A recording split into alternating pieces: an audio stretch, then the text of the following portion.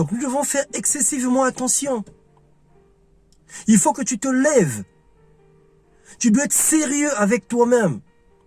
Avoir l'habitude ou l'attitude de recommander à Dieu toutes tes actions, tout ce que tu manges, les rues là où tu marches, les personnes que tu visites, les véhicules que tu empruntes, les transports en commun.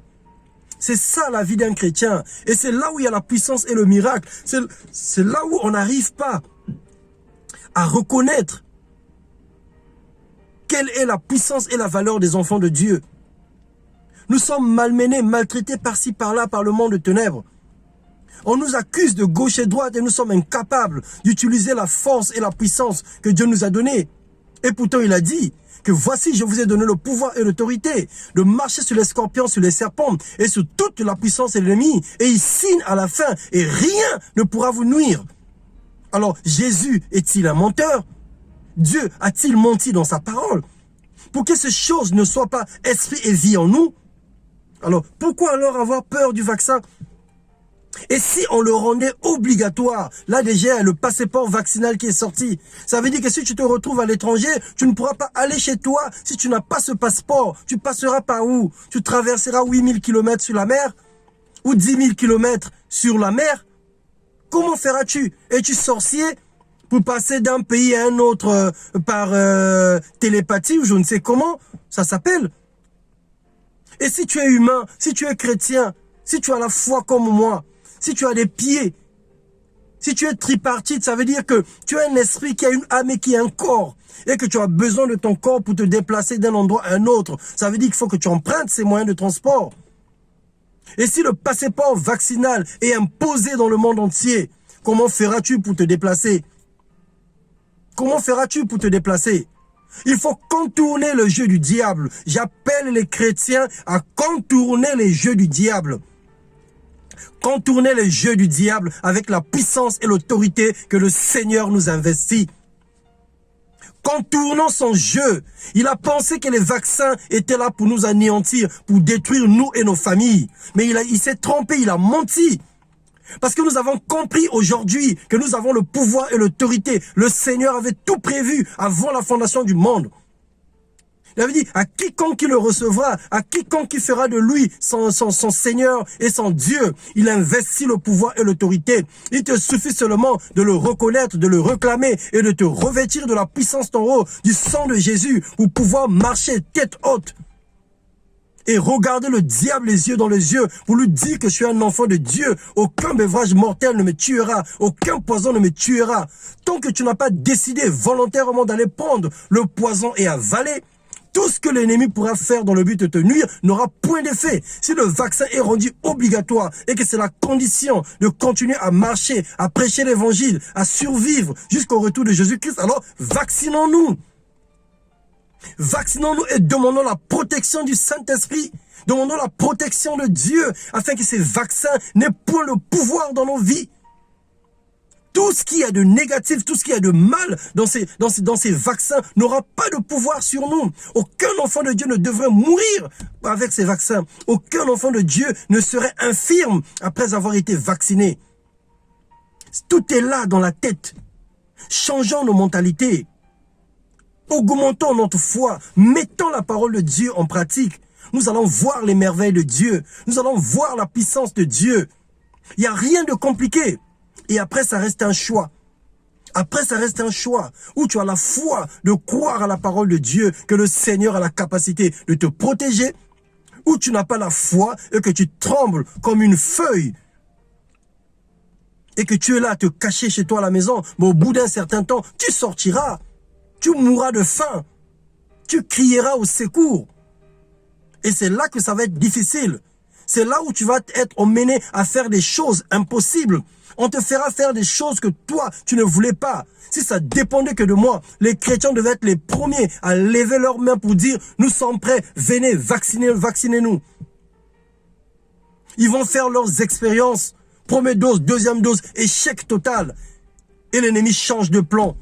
Ils regrettent son projet, ils regrettent leur argent parce qu'ils ont envie de réduire la population du monde. Ça, nous l'avons compris. Mais qu'est-ce que le Seigneur a dit? Qu'est-ce que le Seigneur a promis? Qu'est-ce qu'il a dit à Abraham? que ta postérité sera plus nombreuse que le sable de la mer. Alors c'est l'ennemi qui va contredire la parole de Dieu pour réduire les 7 milliards de personnes de la terre en quelques millions de personnes. C'est l'ennemi qui va réussir. Si le Seigneur a dit que la postérité d'Abraham sera plus nombreuse que le sable de la mer, ça veut dire incontable, innombrable. Personne ne peut quantifier le nombre des humains qu'il y a sur la terre. Pendant que tu es en train de compter, 1, 2, c'est un enfant qui est sorti. 3, 4, 5, c'est un autre qui est sorti. Avant que tu n'arrives à 10, il y a des jumeaux qui sont nés là-bas. Quand tu arrives à 15, il y a des quadruplés qui sont nés là-bas. Personne ne pourra quantifier le nombre de personnes sur la terre. C'est vachement impossible parce que le Seigneur a dit que la postérité d'Abraham sera plus nombreuse que le sable de la mer. Et le sable de la mer, il n'y a aucune science, il n'y a aucun appareil, il n'y a aucun micromètre qui peut mesurer et compter le nombre de sable, des grains de sable qu'il y a au bord de la mer. Là, on parle seulement du bord de la mer. On ne parle même pas dans le fond de la mer. Le Seigneur, il est puissant, bien-aimé. Dieu, il est grand. Il est au-dessus de toutes ces choses. Peut-être que tu n'as jamais eu la foi. Peut-être que tu n'as jamais expérimenté ce Dieu. Je te donne Luc 10, 19. Je te donne Marc 16, 17 à 18. Je te donne encore le Psaume 91. Médite la parole de Dieu. Fais confiance à l'Éternel. Essaie le nom de Jésus. Essaie Jésus dans ta vie. Tu verras. Tu verras. Donc c'est le message que je voulais porter aux bien-aimés chrétiens du monde entier. Ne tremblez pas comme des feuilles. Ne tremblez pas comme des feuilles. Levez-vous avec courage, avec foi. Le courage, c'est pas l'absence de la peur. Oui, nous avons peur. Peur de répercussions, peur de ce qui peut arriver demain. Ça, c'est normal. Nous sommes humains. Nous avons peur des effets indésirables, de ce qui peut en découler après avoir été vaccinés. Mais puisque nous n'avons pas de choix, puisqu'il n'y a pas un autre chemin, pour l'instant, nous prions le Seigneur afin que l'ennemi change des idées, afin que l'ennemi soit ébahi, aveuglé dans son idée et qu'il puisse supprimer ou arrêter leur projet de vaccination. Ça, c'est un cas. Mais le deuxième cas, quand ce serait rendu obligatoire, quelle sera ton attitude? Quelle est la décision? Lorsque les fondements sont renversés, le juste, que fera-t-il? Psaume 11. Lorsque les fondements sont renversés, le juste, que fera-t-il? Les fondements du monde entier sont en train de se renverser. Toi, juste, toi qui se proclame chrétien, que fais-tu? Que fais-tu? Quelle est ta part de responsabilité? Comment penses-tu te protéger? Comment penses-tu survivre? Comment penses-tu marcher tête haute? Comment penses-tu résister à l'ennemi, au diable? En fuyant? En murmurant? En critiquant les autres? En fouillant l'église? Alors c'est à vous de réfléchir. Je voulais apporter ma pierre à l'édifice pour rappeler, c'est les choses que nous savons, pour simplement rappeler aux uns et aux autres que nous avons notre Seigneur qui est vivant. Il est mort et ressuscité, son sang a coulé pour notre justification et il nous a fait la promesse. Ce n'est pas l'ennemi qui viendra annuler les promesses de Dieu dans notre vie parce que ce n'est qu'un menteur. Le monde a connu des situations plus catastrophiques que le coronavirus. Relisez l'histoire du monde entier, la peste, les guerres mondiales, le nombre de morts que ça a fait, même le choléra en Afrique, l'Ebola, le sida, ça fait plus de dégâts que le coronavirus. Mais est-ce que vous avez arrêté l'impudicité? Est-ce que vous avez arrêté les adultères? Est-ce qu'on a arrêté d'autres péchés? On continue. On n'a pas craint Dieu. Et pourtant le Seigneur, lui, il a dit dans Deutéronome 28, à partir du verset 15, il a dit, lorsque vous allez désobéir à l'Éternel, voici les choses qui vont vous arriver. Et ces choses sont égales à ce qui se passe actuellement sur la terre. Nous sommes en quelque sorte responsables de ce qui arrive. Nous ouvrons nos portes nous-mêmes à l'ennemi. Nous lui donnons droit de nous maltraiter à cause de notre caractère, à cause de notre façon de faire.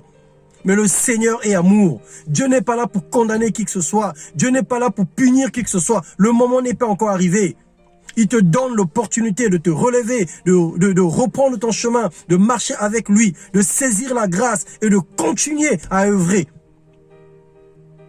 Donc c'est le message que je voulais apporter à quiconque veut l'écouter, à quiconque a saisi quelque chose, que le Seigneur vous bénisse.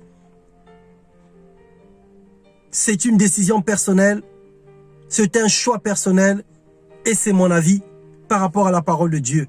Alors, on verra pour la suite. Quant à moi, si on demande aux chrétiens d'aller se vacciner, je serai le premier à aller me vacciner.